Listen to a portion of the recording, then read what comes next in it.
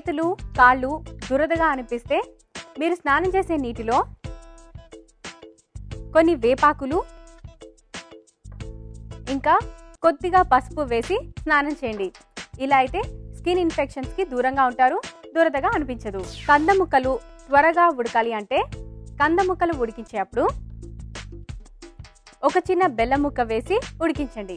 అలా అయితే కంద ముక్కలు త్వరగా ఉడికిపోతాయి. గోరువెచ్చని ఆల్మండ్ ఆయిల్తో మీ చేతి వేళ్లు మసాజ్ చేస్తే మీ చేతి వేళ్లు అందంగా మెరిసిపోతాయి. కొత్తిమీర ఫ్రెష్గా ఎక్కువ కాలం నిలువ ఉండాలి అంటే కొత్తిమీరను మస్లిన్ క్లాత్లో చుట్టి రెఫ్రిజిరేట్ చేయండి. ఇలా చేస్తే పాడవకుండా ఎక్కువ రోజులు కొత్తిమీర నిలువ ఉంటుంది. మీ స్కిన్ మృదువుగా మారాలి అంటే బాదం పలుకుల పొడి, కొద్దిగా పచ్చిపాలు కలిపి మీ ముఖానికి అప్లై చేయండి.